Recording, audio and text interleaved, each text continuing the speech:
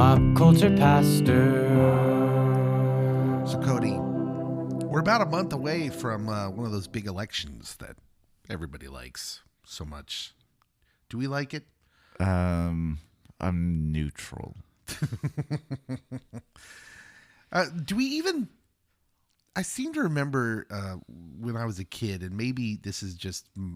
We tend to think of things in the past as being so much better. I think that's normal.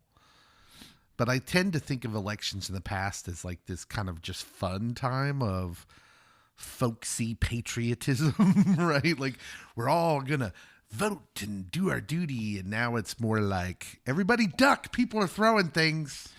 I think it took a turn with Howard Dean. He went, yeah! And then everyone's like, nope, we're not doing this anymore. Have we got enough time to say that we were a little rough on Howard?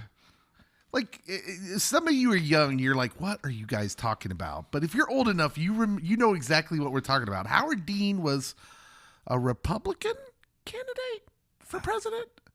He might have been Democrat. Or was he Democrat? I don't even remember. I think it was during the Bush years. If he's a Democrat, it's worse. Because basically, dude got run out of the primaries for getting too excited at a rally. That's like, it's literally what a rally is about. And he gets on stage and he's like, we're going to do this. We're going to do this. Yeah! And he lets out like this primal yeah. And like just got made fun of and blasted right out of the primaries. It's still one of the more terrible things I think I've seen culture do. Yeah. So it was at that point I learned you do not show emotions. I think they've learned it well. I watched a little bit of that vice president debate the other day, and I'm like, are these two guys robots? What's happening here? I will say, at least during that one, they were civil towards each other. Yeah, that's true. Yeah. And we need a little bit more of that. Civility would be nice. That's it. That's the only political commentary you're going to get from us. You're welcome.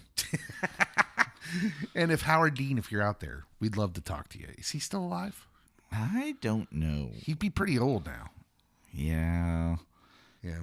That's a long-standing pop culture pastor tradition. Dave wondering if someone is still alive. Or thinking that someone isn't alive, but they've been alive for quite some time. They're still alive. Howard Dean's still alive. All right. He's only 75.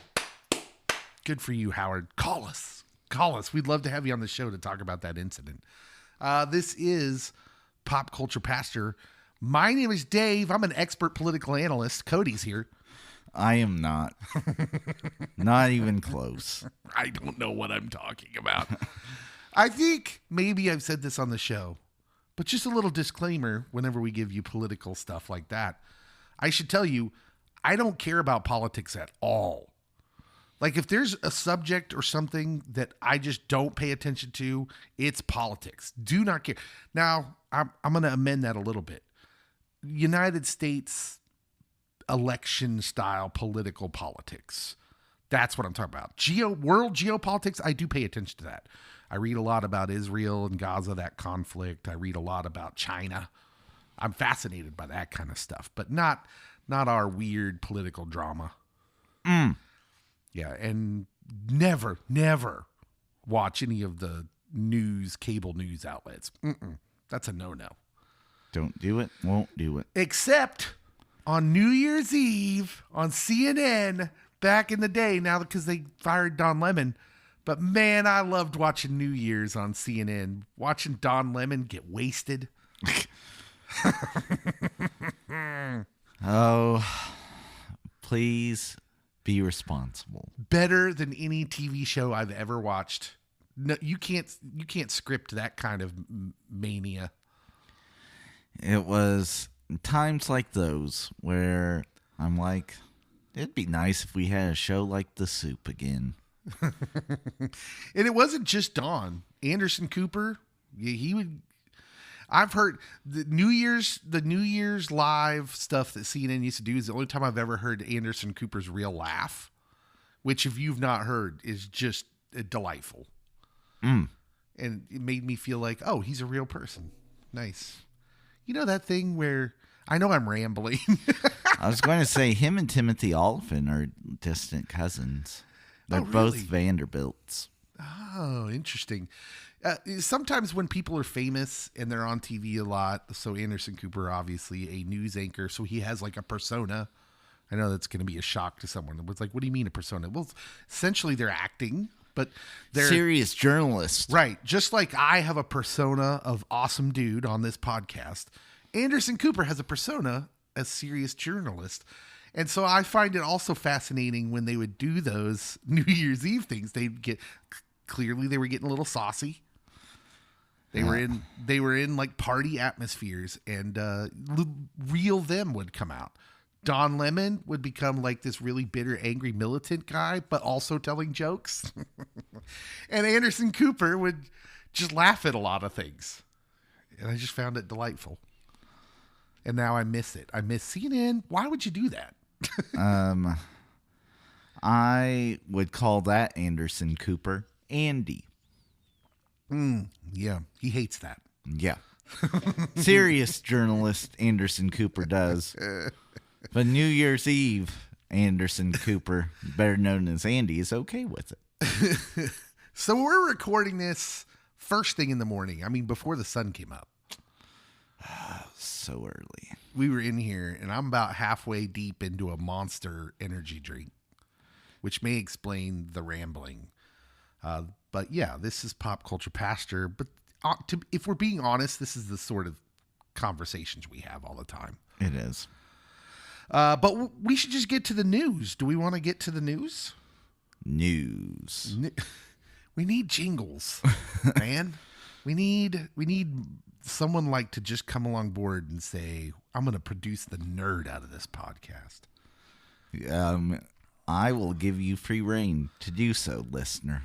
Yeah.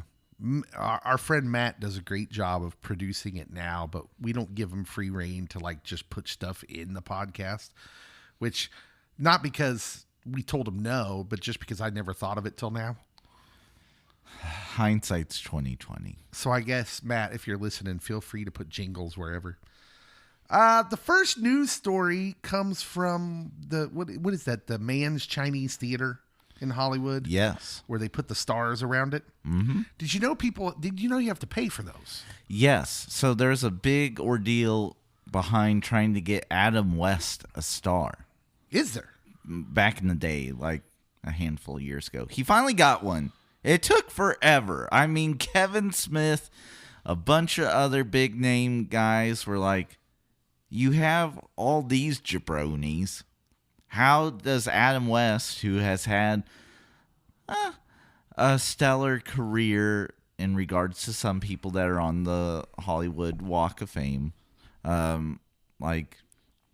he's been busy and like he's a very recognizable voice, has done a lot of things, and why do you not have a star for him? And then like it comes out that like, oh, you have to have so much money, and then you have to get approved by this committee, and then you have to do this and that, and so they finally got him a star. Yeah. That sent me down a weird little rabbit hole because I was wondering who are the most ridiculous people to have stars on the Hollywood Walk of Fame. And I just Googled it. Did you know the Apollo 11 mission has their own star? They had a star before Adam West? It's the most famous live TV broadcast of all time, this news article says. They had a star before Adam West? So does Big Bird. Big Bird has a star. Oh, my goodness. Come on, you can't argue against Big Bird. Big Bird deserves it. Where's Snuffleupagus' star? Get Snuffy on the Hollywood Walk of Fame. Do it now. Bugs Bunny, that seems obvious. Oh, my gosh. The Chevy Suburban? No. Has a star. No. Cody, it's the largest sport utility vehicle in its kind. Oh my. Yeah, I'm out of here with this. Apparently, Chevrolet claims that the Suburban has appeared in more than 1,750 films in 67 years.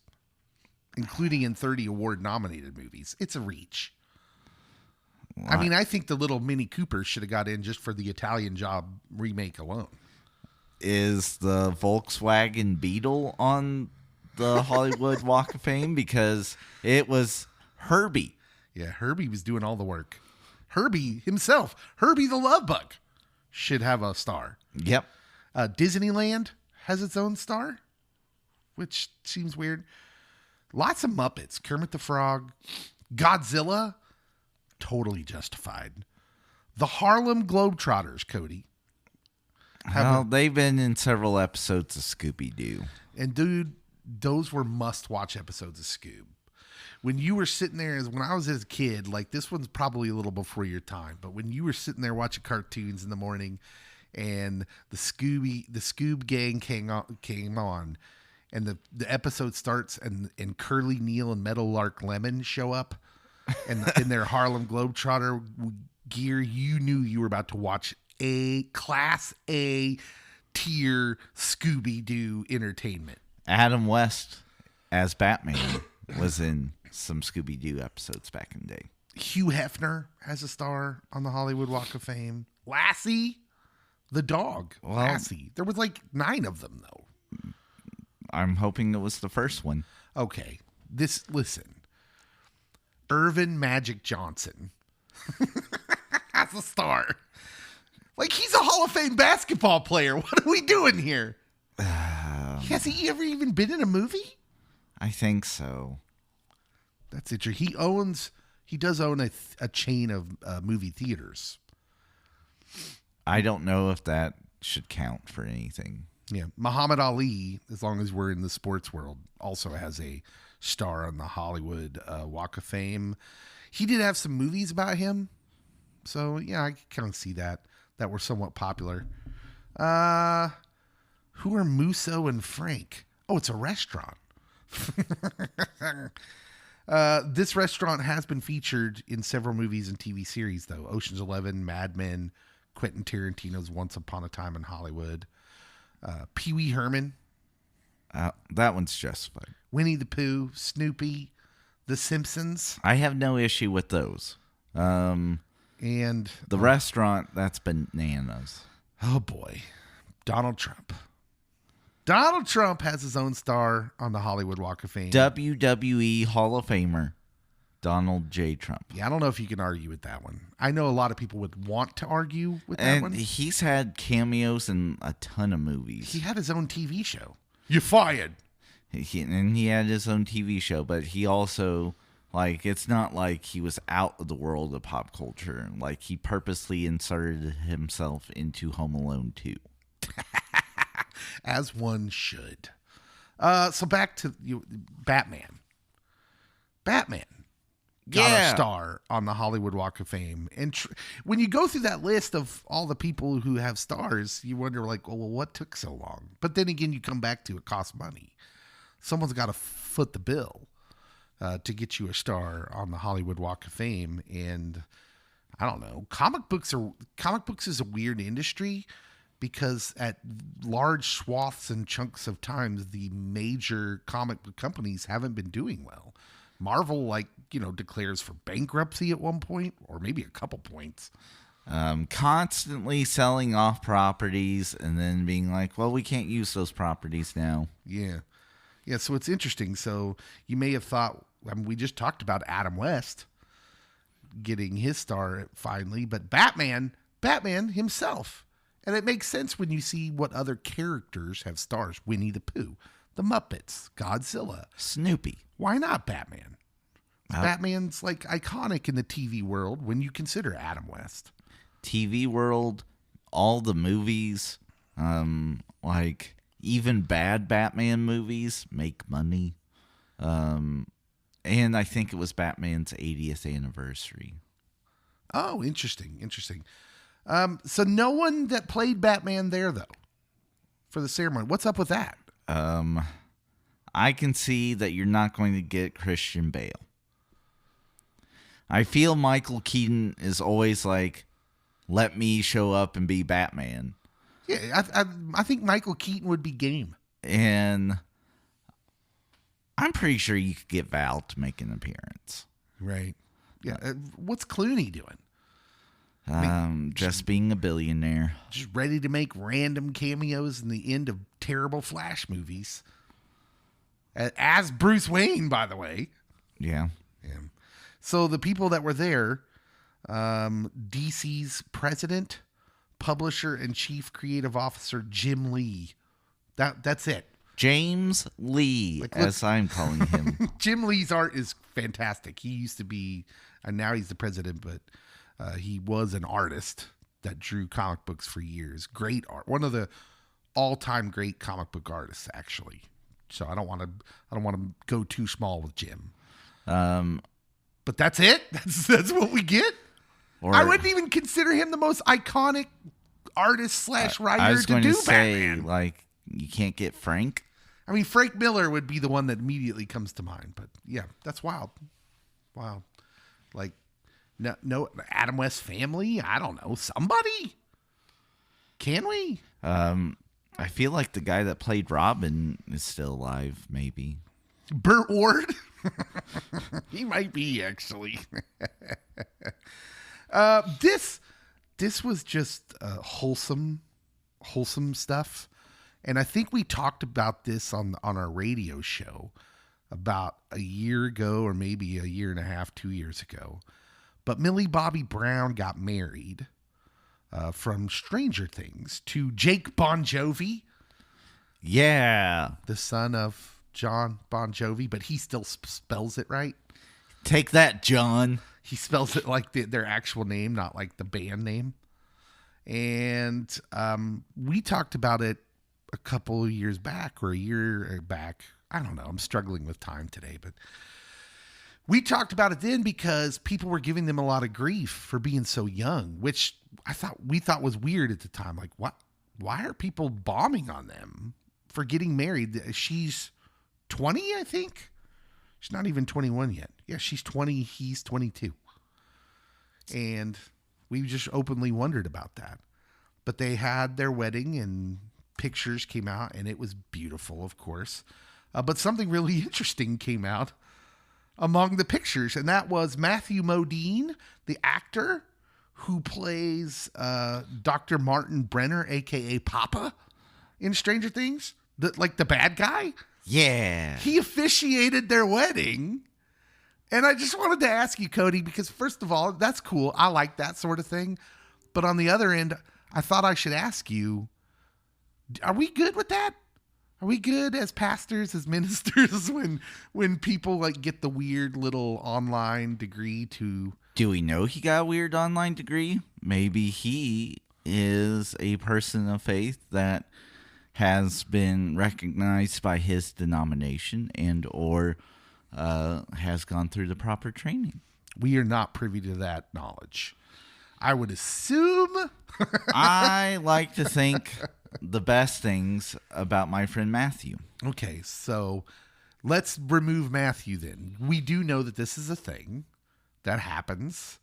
What do you think about that? Like, as a minister, what would you tell someone who asked you about it that wasn't another pastor like myself? Like, if someone just came in and asked you about it, like, what would you tell someone if they said, hey, my friends want me to marry them, and so what do you think I should do? Well, so, I mean, if there's someone that has this fake, like, or just has a generic online thing, if your friends are not people of faith, if this isn't something that's supposed to be like a sacred vow, that this is just something like, oh, in the United States, we do this. It recognizes we're a permanent couple, tax purposes, life's great. Yeah, go for it. Why not? I do think that there is pros to going through clergy that especially offer marriage counseling. But again, like if that whole faith thing's not a thing for you, yeah, YOLO. Yeah, exactly. That's what I would say too. I think most people on the outside they may not understand. My question would be, well, I mean, what is the wedding ceremony to you? Is this just the government contract? You guys are saying to everybody, hey, we're together now, we're a family, and we want that to be recognized because there are certain, tax purposes that's good for. And it's just, you just want the government to recognize it. Then yeah, it doesn't really matter. Do what you want for your wedding ceremony and let whoever officiate it that you would like. However, if to you it's like this sacred ceremony and it has a spiritual component, then you may want to look into the other parts of that. Like Cody said, premarital counseling, that's pretty good. That's a pretty good thing to get. Yep. It just prepare you for it. But like if you want to be in a church and you want to make vows, you probably want to do some reading on that. There's this book I know of called the Bible. Yeah. If that's important to you, then you should probably be upped on the spiritual background. It helps. Yeah. And then, but just be careful the promises you're making then, because that's for good.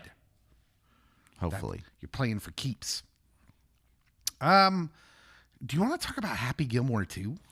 I love Happy Gilmore 1. It's not my favorite Sandler comedy, but it's up there. What's your favorite? I always go Waterboy over it. I know I'm in the odd on that one, but I think Waterboy's like just random lines and that it being based around football might connect more with me. But I do consider this a top 3. I do think that in Adam Sandler's work, Waterboy and Big Daddy are like this weird time for him where it's like the perfect combination of his absurdist comedy and mainstream, what would be his mainstream vibe. Mm-hmm. So I do think those two movies have that like perfectly.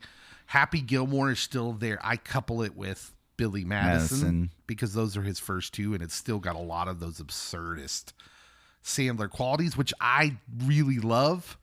I remember seeing Billy Madison in the theater and just thinking, what is this? But it was so absurd. It was funny to me.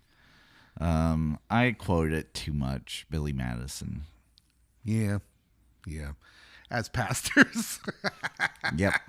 You should watch what you quote. But professional wrestler Maxwell Jacob Friedman has been added to the cast. MJF. That's apparently what they call him. Yep. Now, is he a heel or is he a good guy in the wrestling? So he starts off as a heel, has a year run of being a babyface where he gets over like big time, then gets betrayed at a pay-per-view, and then comes back stronger as a heel and is now getting all the heat. So apparently he's going to play one of his sons. That's the rumor. Yes. So he executive produced, or was one of the executive producers of Iron Claw. And he filmed scenes for it. You get to see like the back of him in one of the matches. They cut all the scenes of dialogue with him because he was supposed to be the fake Von Erich that they added. Oh, yeah. Okay. So he is confirmed that it's now is Travis Kelce from the Chiefs. Is he going to play one of his sons too? I think so. This is looking very promising for me, Cody. Yeah, as soon as Kelce signed on, as soon as they announced MJF, I'm like, okay, I remember Dumb and Dumber 2 and how disappointing I felt watching it. I will give this a chance. John Daly also confirmed to have a cameo as well. Oh, he's perfect for that. Yeah, the golfer who's just kind of a rogue. Oh, I love the meme of him and Tiger Woods. They absolutely have to recreate this meme in the movie somehow, right? That has to happen. Oh my goodness. Oh man, that would be amazing. So John Daly's talking a little bit too much, apparently. He said, I filmed it already. We're getting it done. He told that to Outkicks Mike Gunzelman. Do you know Christopher McDonald, who plays Shooter McGavin, has already been made? They've already made him sign an NDA because he was talking too much. Well, that sounds on par for Shooter. And then Julie Bowen, who played Virginia Bennett in the original. Hey. And was, of course, everybody remembers her for Modern Family now. I was going to say, that's where she ended up. Yeah, she was on the Today Show and let slip that she is in the movie and they're still together. They're obviously a couple and married, because we'll meet Happy Gilmore's children. And so she said, yeah, I think I can say that was, but she also gave some behind the scenes stuff, which was funny. She says it was the first movie she ever did. She was really uncomfortable with her hair in it. And if you remember that movie, she has like this weird soccer mom hair in that movie. Like happens to the best of when us. I saw her on other stuff later, I had to double check to make sure that was like, oh, she looks like that lady that was in Happy Gilmore. But I had to like go online to, confirm it, because she looks so different. But yeah, she is in it. I'm just sad Bob Barker's not around still. Yeah. Maybe Drew Carey will come on board. Bad Bunny is also rumored to have a cameo. Bad Bunny did a great job, not only in WWE, which is opposite of AEW, but he did a great job in that Bullet Train movie. Okay, I'll take your word for it. I'm not sure who Bad Bunny is. Rapper. I'm slash actor slash wrestler. Aren't they all these days? And he was supposed to have that spin-off Spider-Man wrestling movie. I do remember that. I was just telling someone the other day, it's weird now to think of where we're at, where Ice Cube and Ice-T are like mainstream actor type guys. Ice-T literally plays a police officer, when the big thing about him was he did a song called Cop Killer that everybody was really mad about back in the day. And now he plays a cop on TV. The circle is complete. So Bad Bunny also has a song called Booker T. Is it about the wrestler? It's whenever he's talking about Booker T, it is. All right. It's time for us to go talk about what is the main purpose of this pod. It's a Be Kind Rewind, and we'll be right back.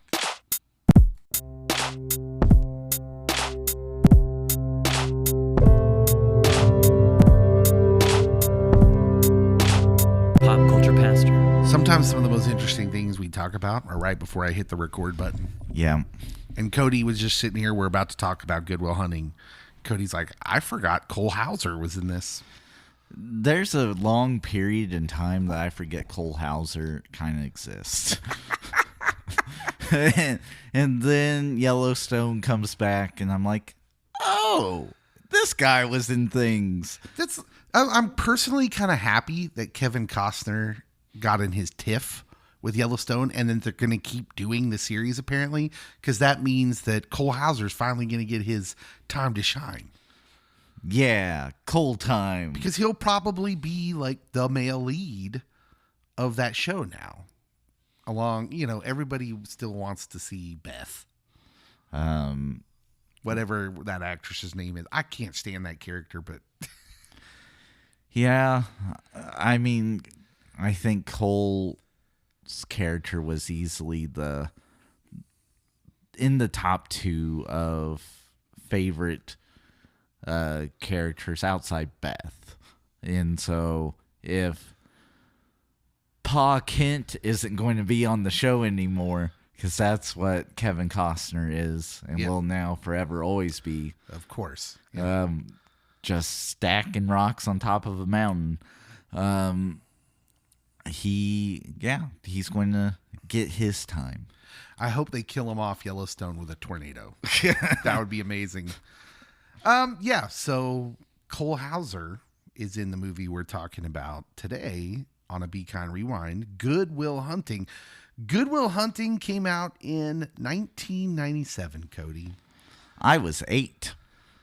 This movie gets 97% on Rotten Tomatoes, and I'm just like, where are the 3% of critics that did not like this movie? Okay. Can we talk to them? So I feel 97's way too high. You're insane. Like, this is a good movie, don't get me wrong, but there are things that, like, it doesn't fit the mold of a critical score of 97. Interesting.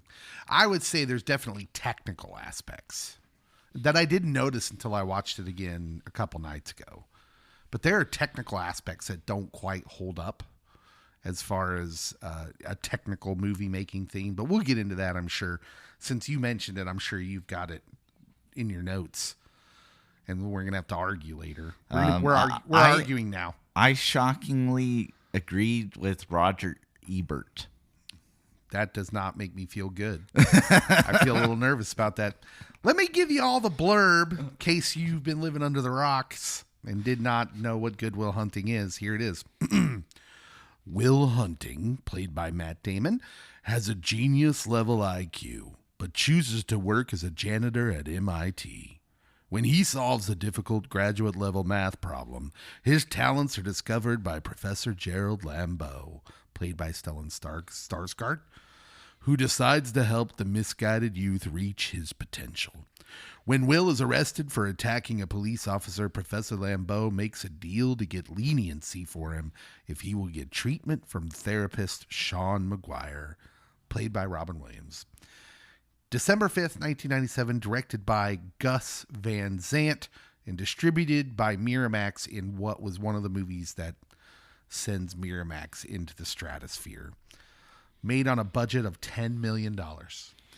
Robin Williams wasn't trying to break the bank with this. No. Because he could have.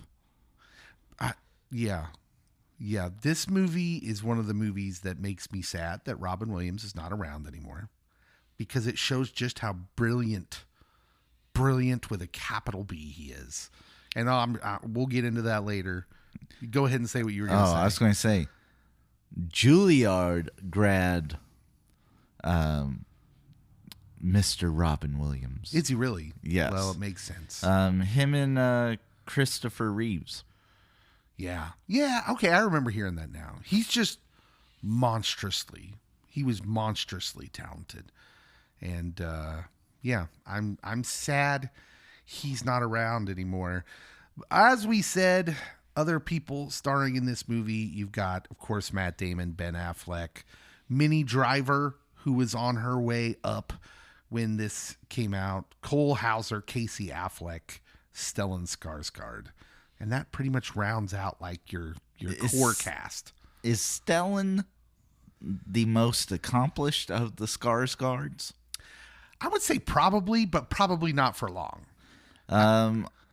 And I feel Alexander should be, but Bill is the one that I think will probably have the bigger career potentially. Definitely commercial. Yeah. I think Stellan probably has them all as far as like Shakespeare in the Park type stuff, like he's when you think of like acting, brilliant, it would probably be Stellan. But then he's also been in Marvel movies. He's been in Marvel movies. The girl with the dragon or butterfly tattoo, whatever. Yeah. No, I know what you're talking about. Yeah. But like he's amazing. And when I think of him, it's sort of amazing that when I think of the 4 main actors in this movie in the middle of it, aside from Minnie Driver. So I would say there's 5 main actors, but these 4, Matt Damon, Ben Affleck, Robin Williams, Stellan Skarsgård, when they come into my mind, I think of Good Will Hunting. Mm-hmm. For all of them, I think of these roles. And I suppose that speaks to how iconic this movie is. So The broad take on the movie is this. If you've never seen Good Will Hunting, first of all, what are you doing? Go watch this movie. You've had some time. Go watch this movie. If you're offended by crude, coarse conversation and vulgarities as far as cursing goes, maybe watch it on VidAngel, where it can bleep all the stuff out. There will be some bleeping. Yeah, because this is a story about people from rough neighborhoods who've grown up poor. And if you've never been around areas like that and people like that, they have their own language and their own way of speaking, and it may offend you. In South Boston, come on. Yeah, Southie. They're all from Southie. So, just in my studying for this, Miramax wanted to get a PG-13 rating. Are you aware of this? Oh, well, good luck with that. And they told them to try and get it down to less, like 5 or less curse words.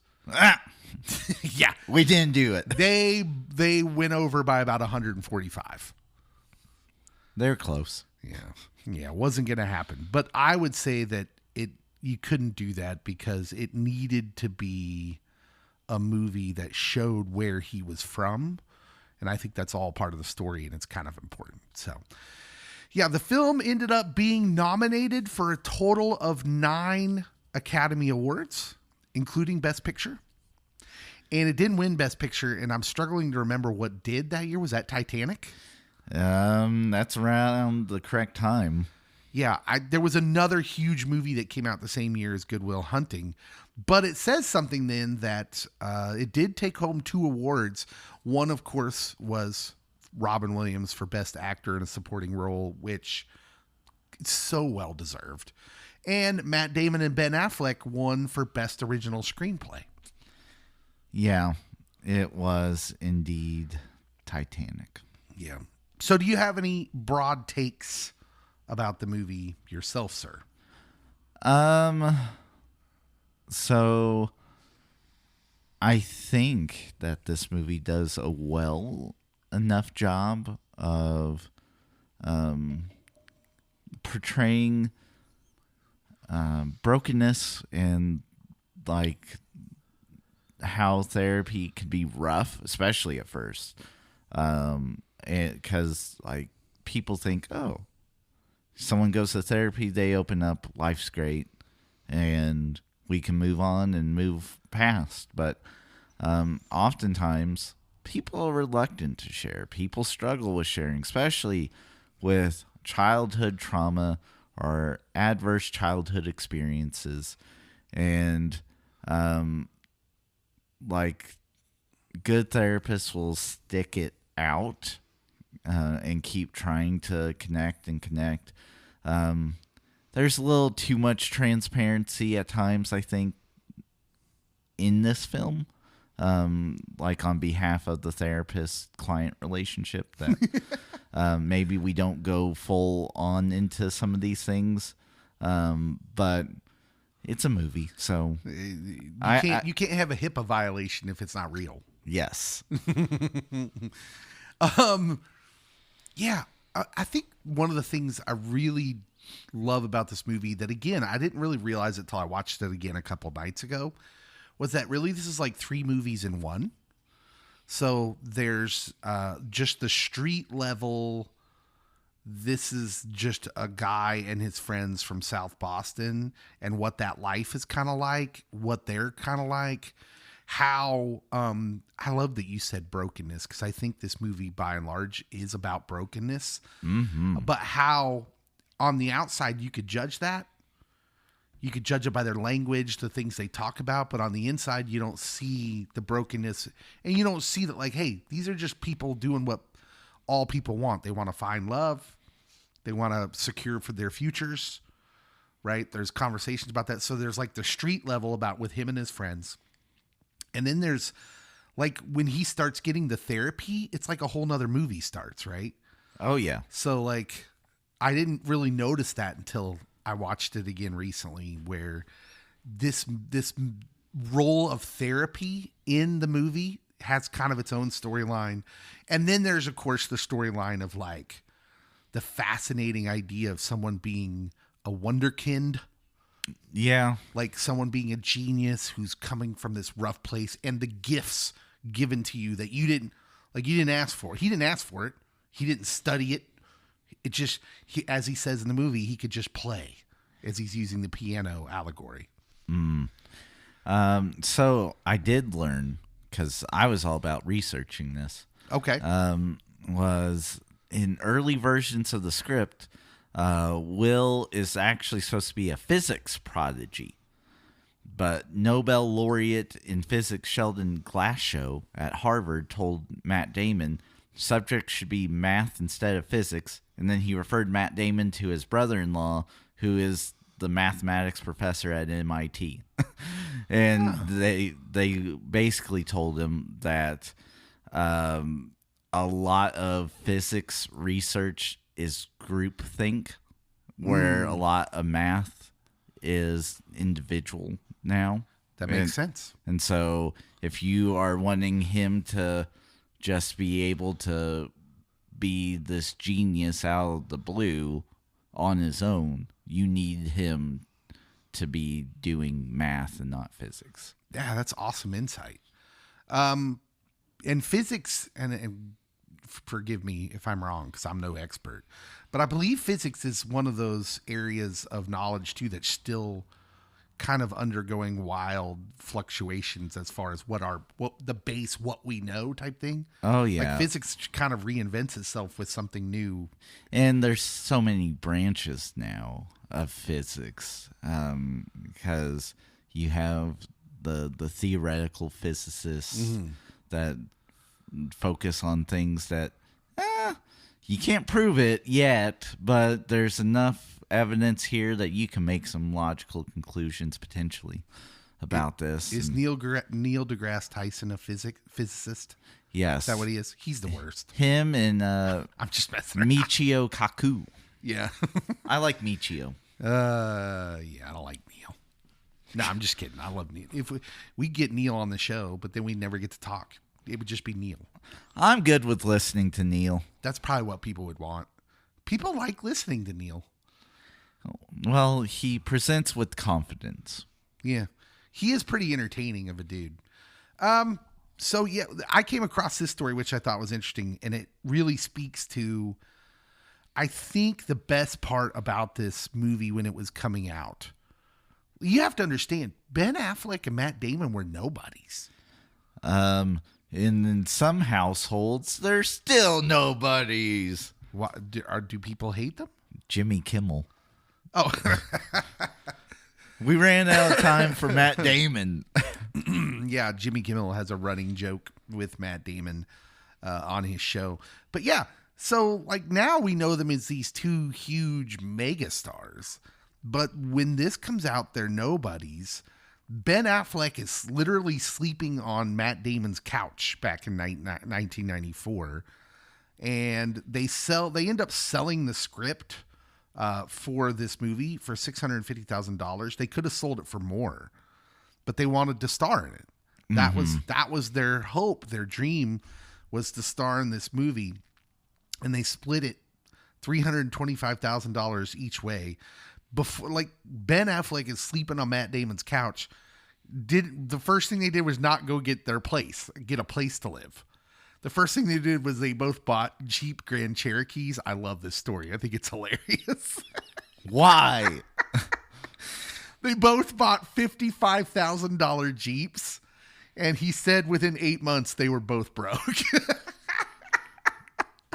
That is accurate. Oh, man. But it's so funny because concurrently with this movie, where you're focusing on like an inner city group of young people who have grown up very poor. Concurrently, the two young guys who wrote this movie, I'm not specifically sure of their growing up conditions, but I think they both grew up in these kind of neighborhoods in Boston, if I'm not mistaken. And so to hear, like, to watch in real time these two guys who are both brilliant, like, you could make the argument that, yeah, Matt Damon and Ben Affleck were Will Hunting in a manner of speaking, except it wasn't math, it was writing and then eventually acting.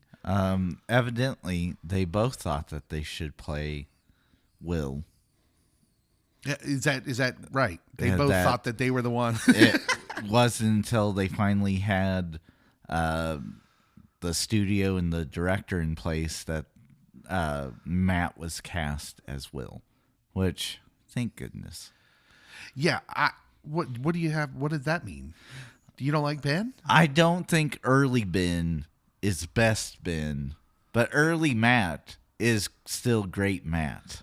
Okay, I could go for that. Yeah, it takes Ben some time. Although, I'm not even sure if Ben's my favorite Affleck for chunks of time. Casey is pretty good in this movie. Yes. But Ben delivers a line that I'm going to bring up in deeper themes that I think could only be delivered by him. It's so perfect, and I'll talk about that later. So yeah, it's basically the story, if you somehow have never seen this movie, of a guy from rough and tumble neighborhood with no like real education to speak of. He's an orphan. He's a foster kid. He's been shuttled around the juvie system because he's constantly getting in trouble. His friends are rough around the edges, and yet he has this gift. As he says in the movie, when it came to math, he could just play. He could just see it. And so he solves this unsolvable proof that the math professor, Gerald Lambeau at MIT, had put up on the wall, and it causes this big hubbub, and the movie kind of goes on from there. Because he gets noticed for the first time. He gets noticed for this gift, and the math professor does, like, it's interesting, his dynamic with Robin Williams' character, because they're friends in the movie. And the math professor is portrayed as like kind of not a villain, but a protagonist at times. Very much so. And yet he's trying to help the boy. He really is. And if it wasn't for him getting it all started, his life, he doesn't even meet Sean. He doesn't even meet Robin Williams' character. So that's what the movie's about, is can this kid escape his past with this wonderful gift he has? And you should really watch it because it's an amazing movie. Yeah. So Cody, what holds up in the movie for you? What holds up would be definitely the friend dynamic of like the group that you grew up with, that like they always are there for you, and they want good for you. Mm-hmm. And you get that with Ben Affleck's character, even though he comes across really rude when he does it. But yeah, that dynamic works. I mean, I think that it's highly improbable that in today's day and age, with standardized testing, that Will wouldn't be on someone's radar. Yeah. Unless he threw the tests. Yeah. I was someone that did that from time to time. Dave is sitting over here, Will Hunting Jr., and basically no one knows that he can solve this equation. You just haven't presented it to him yet. I am basically Will Hunting, but instead of mathematics, it's obscure 80s trivia. Nailed it. I'll solve your proof, buddy. But then, like, I do think that, especially when they start addressing the trauma that he faced, that his reaction, especially during that scene where Robin Williams is like, "It's not your fault."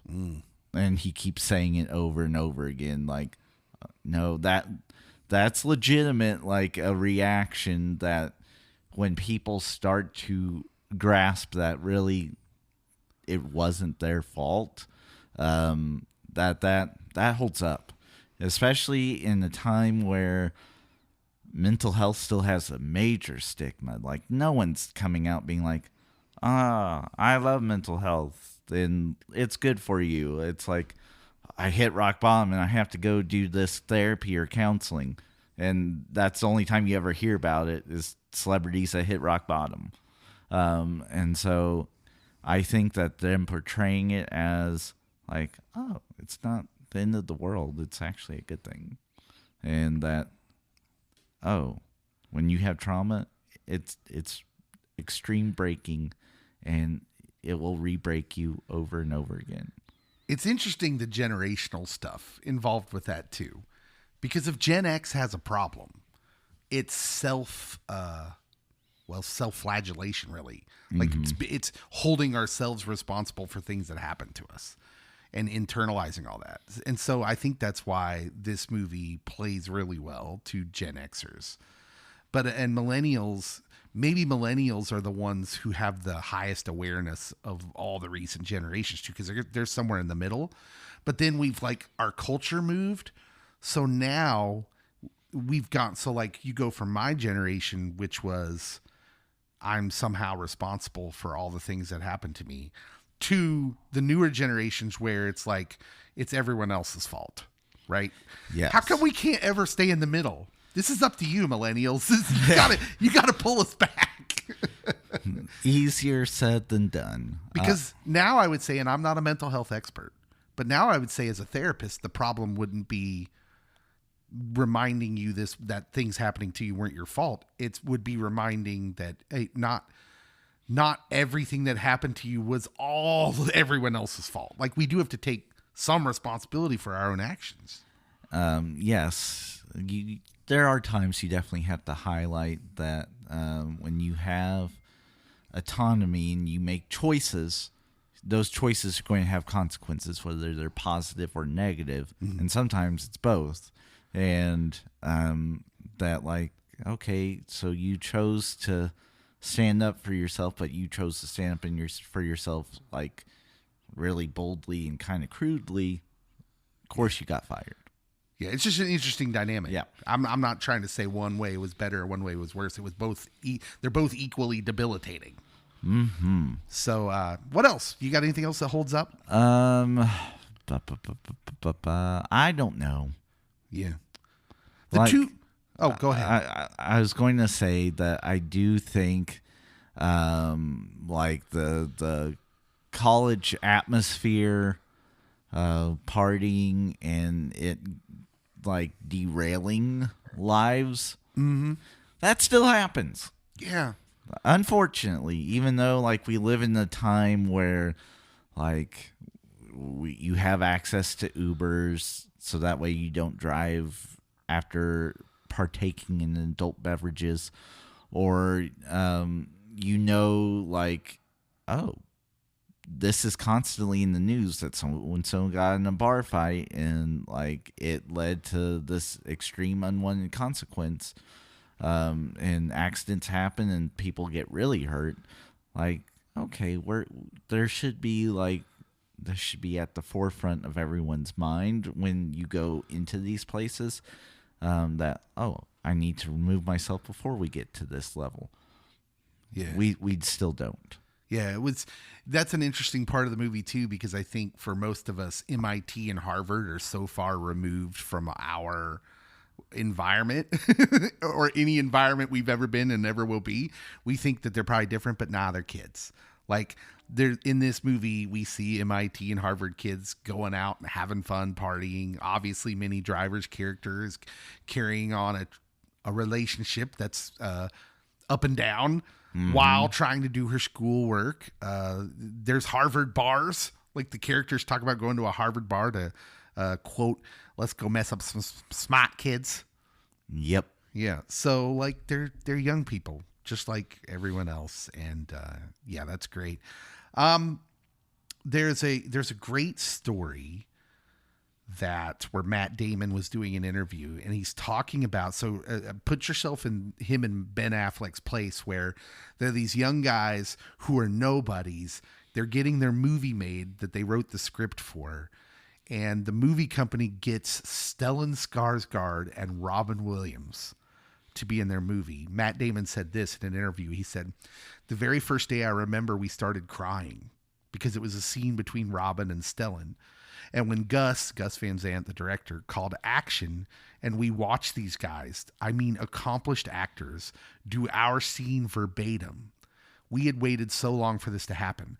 I remember just sitting next to Ben, and I had tears rolling down my cheeks because I was just so happy and relieved that it was really happening." End quote. And so what I want to say, the first part that's good is Stellan Skarsgård is fantastic in this movie.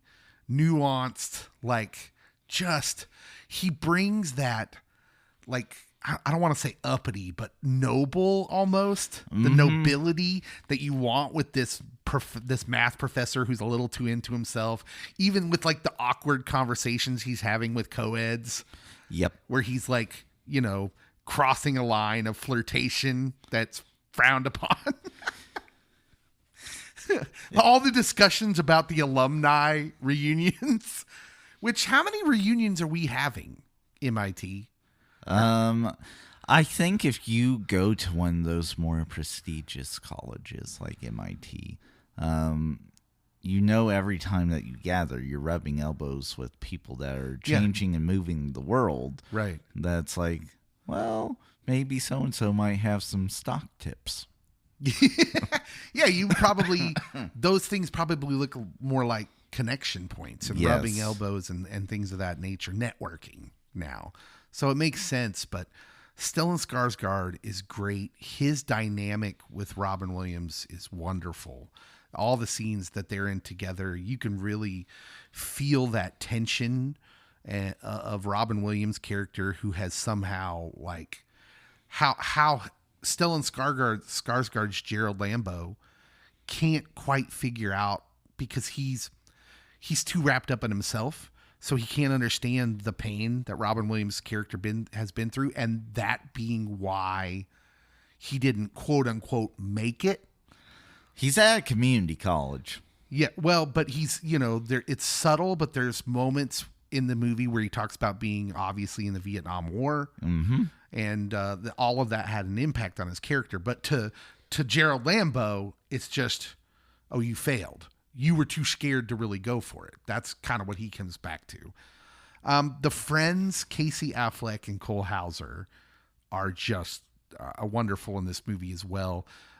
They're very good, and it really paints this picture of what rough and tumble kids growing up in lower income neighborhoods, what that friendship is like. And I especially love that, yes, they're rough around the edges, even to the point where you can tell Matt Damon is a little embarrassed of them. Like when he brings the girlfriend along for the first time, his MIT girlfriend. You gotta Harvard. be careful. I'm sorry, she's from Harvard. Yes. Which are in the same town. But there's a line that really sticks out to me every time I think about the friendships from people from those areas, like, that describes those friendships.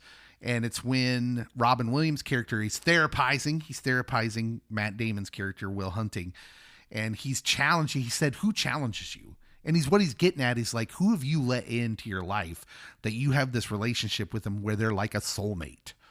Like, you're totally vulnerable with them, and they can challenge you. And he says Chucky, which is Ben Affleck's character. Yep. And Robin Williams says something very specific there. His character says, "No, come on. He'd lie down in traffic for you." And I was like, yeah, that's it. These friends, although they're rough, although by the world's academic standards, they would be considered below average, they're super loyal. And they know things that aren't book knowledge, right? Like, as far as loyalty goes, you're not going to find a lot of that out in the world, in your upper crust academic places. but you're going to find it there. And I thought Casey Affleck and Cole Hauser played those parts really well. Matt Damon said of Cole Hauser, he was just raw talent, just astonishing, and just the sweetest soul. I will say, going back and watching this, I feel Cole Hauser has a lot more range than I would have previously thought. Yeah. It's interesting. He plays like the same character almost in this that he does in Dazed and Confused. Like a quiet, brooding type. But again, fiercely loyal. And really, Rip on Yellowstone, same guy. Yep.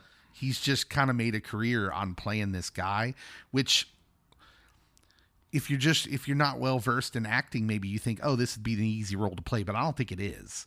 There's a lot that you have to act out without saying words. Gotta have the right facial components going on. Yeah. Obviously, what holds up too is Robin Williams. Robin is phenomenal in this. Oh, man. And I mean, up until this point, it's like I only think of him strictly comedy. Right. And like just quick one-line jabs or random pop culture references when he's the genie. Just like rapid fire. It is weird to see him so slowed down. Yeah. But it's also refreshing. Like, oh, he's very methodical, deliberate. Like, we're just not bouncing all over the place. Yeah. Well, clearly when he comedically was super talented. And I actually think his role as the genie, and this is going to be weird. Some people might think this is weird, but I think his role as the genie in Aladdin, in the animated movie Aladdin, is maybe his most comedic, fullest comedic expression, because he's just kind of manic. I was going to say, if you've watched his specials when he's doing like stand up, and like there was one in New York that he did, like it is very manic, like rapid faced. You can't like keep up with what he's doing. The genie is that. Yeah. It's like Disney, when they're making that, just kind of unleashed him and let him go. And of course they're recording it all and they're like, all right, we'll just have to pick through this and see what we could put in the movie. But I think that is like the pinnacle of his comedic genius. This movie is great because it highlights, and now is forever in posterity because it's in film, how brilliant he was at being able to kind of walk this tightrope between humor and comedy, and then be able to command an audience with the opposite, which is these kind of touching moments, these deep feeling kind of things. He did a couple other movies that might fall into that category, but this is the one that people remember as far as that role, and for good reason. He won the supporting actor Oscar for this, which... Take that, Billy Zane. I don't think Billy Zane was nominated. Billy Zane was not nominated for a Titanic.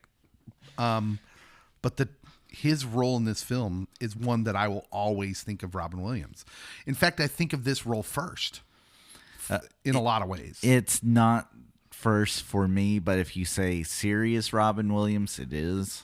The scene where... they're at the park and Matt Damon starts asking weird questions about the swans and geese, and then Robin goes off about, you thought you could like solve me based off of this one painting, but you don't know this and that, and like if I can learn everything about you from a book, then why do I even need you? And like, if there's something deeper that I can learn about you by interacting with you, then this is worth our time together. And I'm like, oh, you lay the smack it down on him. Yeah. Yeah. Well, the whole movie, that whole storyline's wonderful for that reason of that Will is learning that just because you're this smart and you can do all these things with your memory, and he's almost like a Sherlock Holmes type in that way. But that's where we find out that that's not a real thing as far as interaction in the world.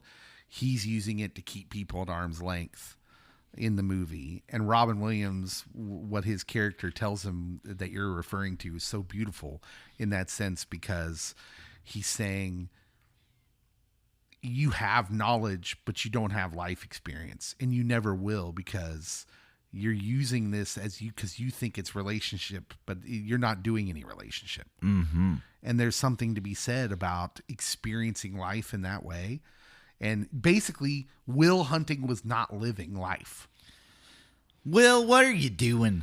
Yeah, that relationship, real relationship, is such a huge part of life, and being vulnerable.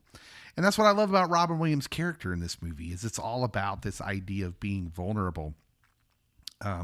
When he's coaching him on his early relationship with Minnie Driver's character, which is going to be disastrous at some point in the movie, he says, "You're not perfect, sport, and let me save you the suspense. This girl you met, she isn't perfect either.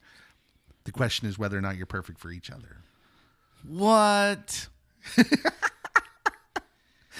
Which, that's a problem a lot of young people have when they're going into relationships, is they're kind of obsessed with this outer image of somebody, instead of like when you get to know someone for real, you're going to find out all the foibles, all the brokenness they have. And then that's the time where you're really going to have to make this decision of like, I'm not running away.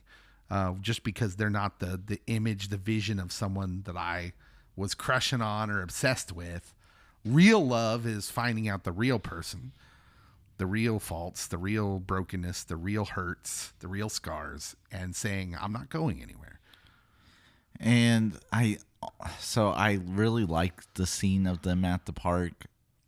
Yeah. Also because of like it prevents Matt Damon from becoming Stellan Skarsgård, essentially. Like, judging someone based off of what you perceive to be of worthwhile and value. Like, oh, he's teaching at this community college. He's not at MIT with Stellan. Yeah. And, oh, no, this guy actually has a lot more wisdom than what you can even anticipate. And he took a chance. He missed the 1975 World Series Game 6 to meet a girl. He had to go see about a girl. That's a wonderful theme, though. It's a wonderful theme of the movie, that Stellan Skarsgård is also this brilliant man, but he can't give him a fraction of life building wisdom that Sean can give Will Hunting. And what does he tell him? What does he tell Gerald's character, or Gerald Lambeau, when Gerald's like, that's why you don't come back to the reunions, because you're embarrassed and you're envious of my position. You could have had all this. You're smarter than me. And he says, not everything's about you. Has nothing to do with you. And I know people like that. I am people. Yes. We tend to think as humans that everyone's behavior is about us, when really it's about them. It is. Robin Williams is fantastic. Gus Van Sant tells a story that I thought was really interesting about Robin.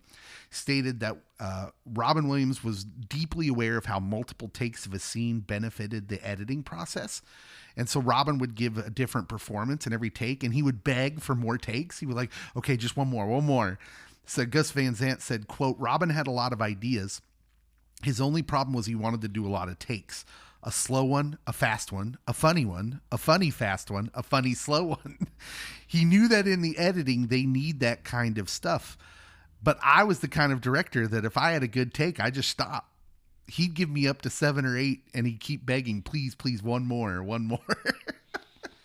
Robin, we don't have all the time and budget. That's the good stuff for me, especially Robin Williams and Stellan Skarsgård. What doesn't hold up, Cody? Is there anything that doesn't hold up for you? So again, like, you look at this movie and the cast of characters and people that have come out of it, and, like, I can tell you, I really love Ben Affleck stuff of the past, like, 10, 15 years. I don't know if Ben's that great in this movie.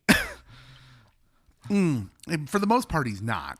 It's kind of like when we're watching Armageddon. Like, there's a scene that he kind of redeems everything, but for the most part, leading up to it, you're like, okay, why is he here? Yeah, he does have a scene in particular that I'm going to bring up in deeper themes. That I do think it had to be him and only him to deliver this speech, this soliloquy that he's giving. But yeah, it's so interesting to watch them in this movie and see them. Like, Matt Damon and Ben Affleck, when they're playing these roles, you're seeing like more of them than you'll ever see again, because now they're movie stars. They're not constantly writing and making movies about their life. But they learn the art of acting. That, this movie, there's a lot of them that makes it through their characters. And so that's interesting too. But yeah, Ben Affleck at times is rough, but in the same way that, like, it fits because they're supposed to be his friends from South Boston. Yes. And they, like, listen, Ben Affleck may not be Sidney Poitier. He's not. But he knows how people from South Boston are. And he proves it in The Town. He does. Okay? Listen, The Town's an amazing movie, too. Anything else that doesn't hold up for you? I mean, like I said before, that you finding a prodigy working as a custodial staff at your school is next to impossible these days. Yeah. Yes, I get it. We can throw tests and stuff, but, like, I don't think that you also instantly get them into MIT either if, like, you have this track record of throwing everything. Yeah, it is hard to believe he would slip through the cracks. Even with his life as written on the page. In foster care, juvies, things like that. It seems like someone would have noticed something about him and took him under their wing. I also will say, like, some of the dialogue choices may be accurate for South Boston at that time. If you remade this movie today, it either might not get passed. Some of that might be edited out, so that way it doesn't feel so localized and or kind of rough. So I don't think that the dialogue holds up well between the friends at times. I think I'm going to hard disagree on that.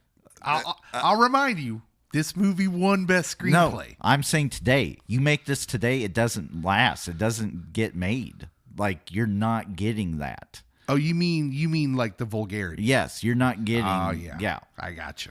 I don't disagree for 1997 in Boston. This is very accurate. And it might still be accurate today in South Boston. But, I don't know if it's politically correct enough. Yeah, I gotcha. Is what I'm saying, like, for today to make it. There were technical aspects of the movie that don't quite hold up for me. I mean, like, technical. The sound editing.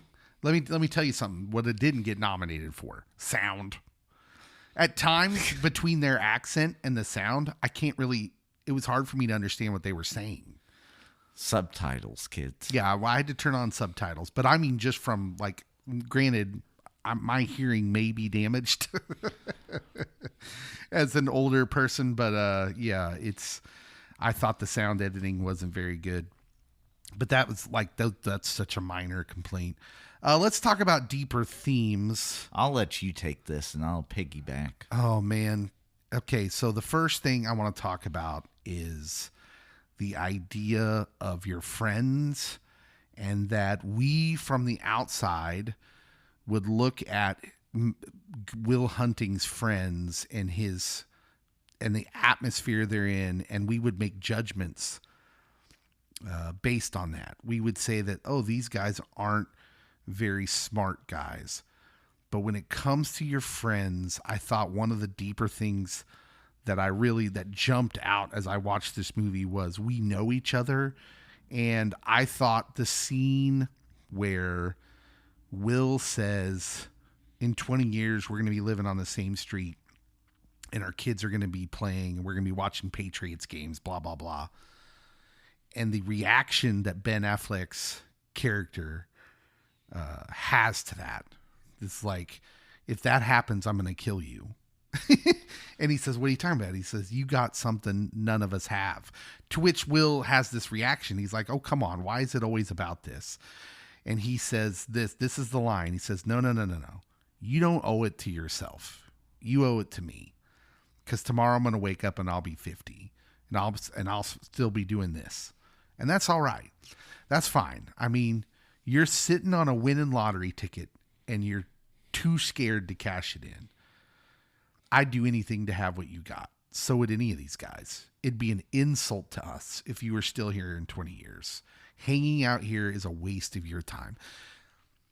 No matter what you think about someone's intelligence, when it comes to your friends, we do inherently understand when we are in relationship with people what their gifts are. And we champion them, right? Mm-hmm. And it is like when you don't try to isolate what your gifts are and then go use them out in the world, it is almost hurtful to your friends because there's pride in that for your friends who can't do those things when they envy your gift, like not envy in a bad way, but are proud of you. Mm-hmm. You're not just trying to maximize, and I'm not talking about this weird American success thing we have, trying to climb corporate ladders or whatever. I'm saying if you believe in a creator, then he gave you gifts, things that you can do. And a meaning of life, one of the meanings of life is isolating that, understanding what it is, curating it, developing it, and then going out into the world and using it to the maximum, using it to the best of your ability. Because that's what you do with a gift. You use it. And your friends, your real friends, they want that for you. And I just thought that theme of this movie where Chucky has been a chucklehead throughout most of the movie. He's just this coarse dude from South Boston. And then he has that whole scene where he gets to deliver this speech.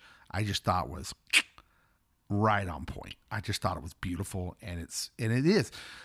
You want that for your friends. When you're good friends, you want that for them, even if it takes them away from you. Yes. So that scene in particular, I'm like, I definitely would have worded it differently. Like, hey, I love you, buddy, but well, you're not from Southeast. You are wasting your time here with us. You have far higher potential. Get out. Go explore. Not, I'm going to kill you. And then the other deep theme, and this is the main one, I think. What does the judge say when he's looking at Will Hunting's rap sheet? He's like, he's going over all these crimes he's committed, and he's going down the list. From the outside looking in, everybody would see someone like Will Hunting and make the judgment that he's a bad person. You'd say, this guy's trouble. Steer clear of him because he's a bad person. And I in ministry, I talk about this a lot, where our whole society and culture has this weird judgment value system where we're trying to label people good people and bad people. And I've said that I think that's because we want to place ourselves in the good person camp, where it's self-righteousness. And what I love about this movie is it points out something that everyone should know about life and the people in their lives that they think are bad people. You can't see what's happened to them. Hurt people, right? And the more broken you are, the more you're going to break people. It's just something that happens, and something I'm sure Cody could elaborate on, being a mental health professional. But I love that. Yeah. Actually, he's not a bad person. He's not a good person, because those things don't exist. There's just varying levels of brokenness. And I love that it takes someone in Will's life, well, to start the process. That's what the math professor does. He cares enough to start the process, but then Sean comes in, Robin Williams' character, and how does he flesh this out for him? How does he isolate that, hey, this isn't you, it's not your fault. These are your scars, these are your wounds, and we have to tend to them. How does it heal? By relationship. And I just think that's a beautiful theme of the movie. So, in this, you definitely get the aspect of, like, oftentimes people that have gone through some of these traumatic events, it's not that they purposely are wanting to cause harm or chaos to others.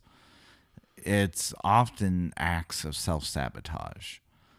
And also the idea that he's he's living out his life as a janitor, because that's what he expects for himself, that is the ceiling, that he's like, okay, I'll be comfortable here. This is where I'm going to be. There's going to be no disappointments with it. Mm-hmm. Where, like, oh, he has the potential to do a lot more than just clean. And that, yeah, you're going to fall flat on your face at times. And, like, there's a point in the movie he's talked about quitting, and, like, especially after getting arrested and all that stuff. But I mean, it's self-sabotaging. It's a self-fulfilling prophecy. Like, I can't make it. And then you do these things and, oh yeah, I didn't make it. I told you guys. It was a waste of time. But if you have a good support system around them or around you, and you have the coping skills, and if you need assistance in therapy and that sort of stuff, and you have those things in place, you can accomplish a lot. I mean, at the end of the movie, he is basically, he can do whatever he really wants. He can follow his math aspirations, or he can follow a girl clear across the United States. Well, it's interesting. You mentioned that he's a janitor, but there's an interesting conflict there, because what Sean brings up to him, Robin Williams' character, during one of the therapy sessions, is you could have been a janitor anywhere. Yep. Why did you choose the most prestigious technical college in the world? That is the weirdest thing. Like, oh, yeah, I'm going to go apply at MIT. Oh, well, I'll tell you why. Because there's a part of him that knows he's supposed to be around these kind of people. Mm-hmm. This is something we believe as ministers, as pastors, is about your gifts. The reason God gives you gifts, talents, even the things you like, the hobbies you have, the desires, is to get you into groups of people that are like-minded. And so there's a part of Will Hunting that knows that. Even though he's surrounding himself with his friends from Southie, and it's what Chucky so eloquently says that I just referred to. It's like, if you're still around us in 20 years, that's an insult to us, because we know you're supposed to be in these other circles. And you can come back and visit. That'd be nice. Right. But that's what your gifts are supposed to do. They're supposed to get you out into the world and these other groups of people. Who's the winner of the movie, Cody? It was tough. I had two people battling it out. Are they Matt Damon and Ben Affleck? It was Matt Damon and Robin Williams. Oh, yeah. So I almost went Robin, because he gets an Academy Award out of this. He shows off that he's more than just a comedic genius. But I go Matt Damon, because this movie gets him out and about and on everyone's radar, and then he just has like a phenomenal career where it's like, oh, I go from this project to this project, and no one ever says anything bad about me except Jimmy Kimmel. Yeah. For me, it can't be Robin Williams because Robin Williams was already Robin Williams. He was already one of our most beloved comedic actors. This is more like the cherry on top. This is the movie that shows, and he wins the Oscar because of it. This is the movie that says, oh yeah, he is a once in a lifetime talent of what he could do and the gifts that he had. So for me, it was always Matt Damon. I'm going to co-winner Matt Damon and Ben Affleck because you're both so nice. No. I mean, Ben Affleck early on, especially gets more of a bump than Matt Damon. Remember, he's in a lot of these like Phantoms. Remember, he's in that movie Phantoms. There's a lot of big movies he's in after this. Armageddon, yeah. And Matt Damon Dogma. Matt Damon goes artsy for a while. So like, he was in that movie where he's like not a serial killer, but he's like a psychopath. Mm-hmm. And it was very indie feel artsy. Well, so it's interesting to me that you have the director that you do have, Gus, because he's like an indie artsy like director that his films, they are big names and are like nominated for Oscars, but like they're not mainstream. So My Own Private Idaho, Elephant, Milk, like he's done some that are kind of big, and so I can see like if you're wanting to be known as an actor, you go artsy. Yeah, and that's kind of Matt Damon's kind of his course. So he's in Saving Private Ryan that comes out in 98, but for Spielberg movies, Saving Private Ryan's not like a summer blockbuster movie. It's heavy, and he's got a very small part in it. He's not the star of the movie. The movies he's a star of right after Good Will Hunting are things like The Talented Mr. Ripley, which was the movie I was trying to think of, which has a very indie feel. He's also in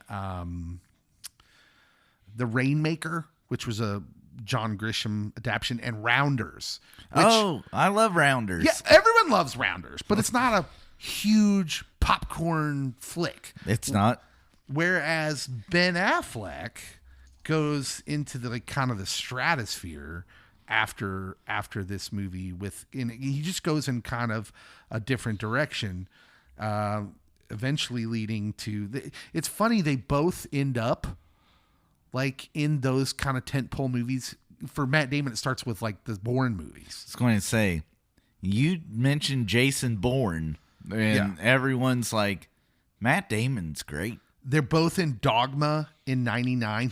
Ben Affleck's in Chasing Amy, so he does the Kevin Smith movies, but he's also doing Forces of Nature, which was a romantic comedy with him and Sandra Bullock.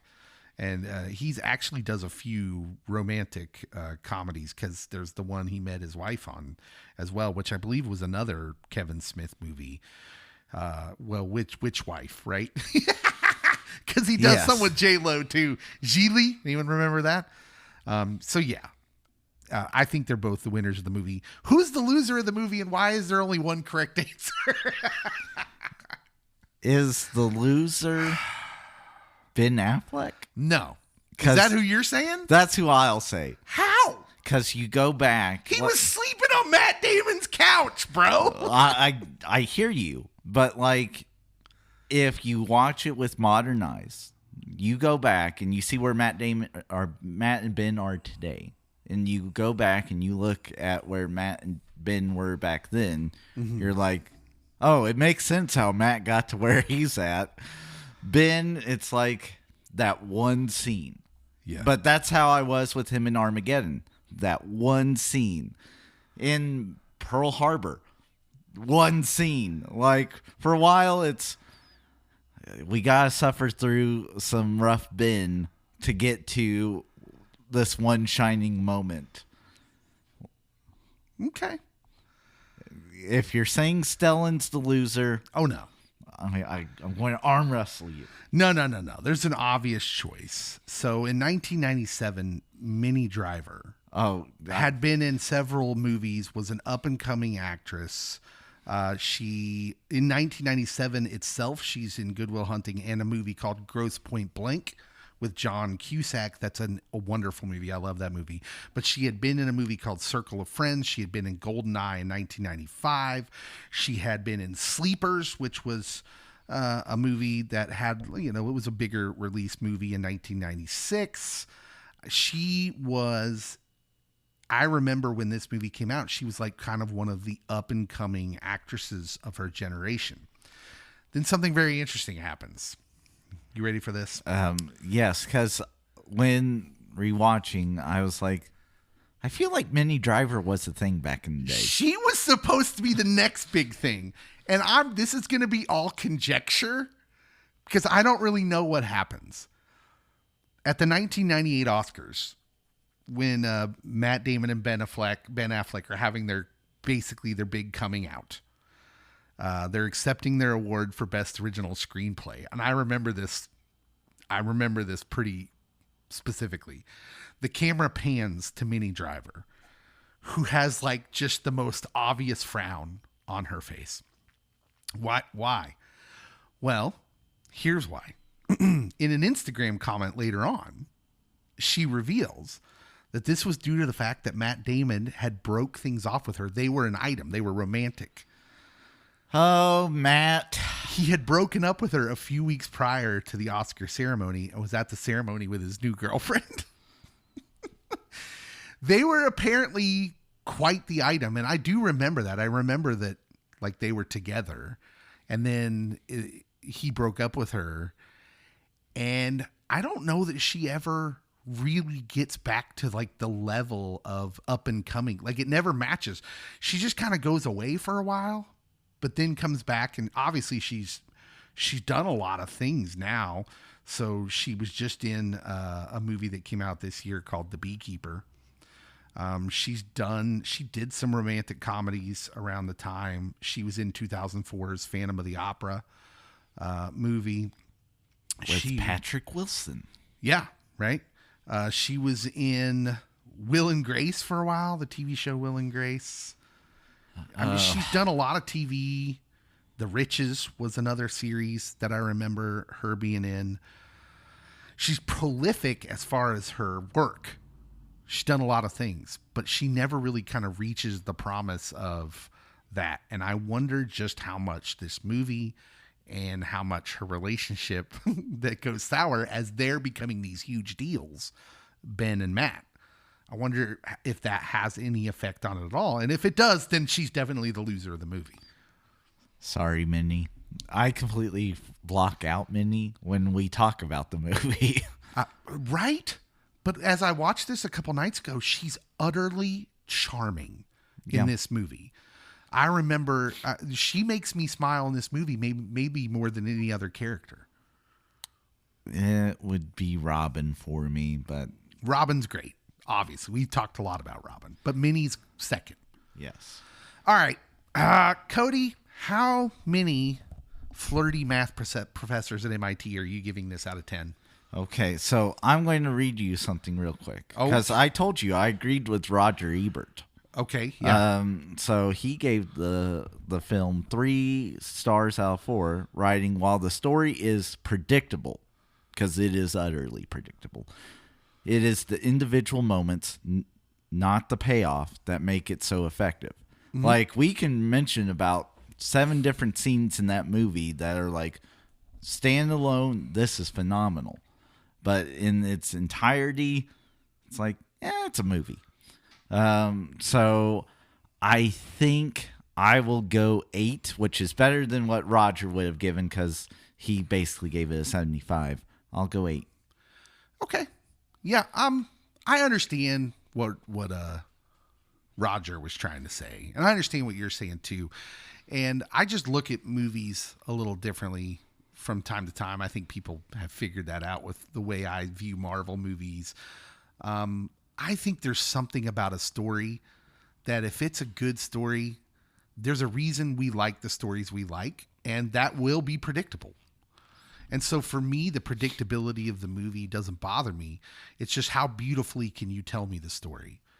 And for me, this is like Shawshank Redemption level storytelling. I'm going to give it a 9.5 because I don't think I ever give movies a 10. It would have to be perfect to be a 10, and I don't know that I've ever seen perfection. But this is easily a 9.5 movie for me. It's probably one of my favorite top 10 movies of all time. I could just watch this movie over and over again. Movies like Shawshank Redemption, that's another one. And I just tell me a story beautifully. That's all I'm looking for. Watch Titanic. No. We'll never do a Be Kind Rewind on Titanic probably, so I'll just tell you that's a solid 7.5 for me. It's good. Like with adult eyes, I laugh whenever Billy Zane's on. Billy Zane! He was a thing for a little bit. He was. All right, what do you think about Good Will Hunting? Is it one of your favorite movies from the past? How long has it been since you've seen it? Have you seen it? You probably should see it. For Robin Williams alone. Yeah. Do it for Robin. Let us know on the social media posts that you get on this episode. And thank you for listening. We'll see you next time.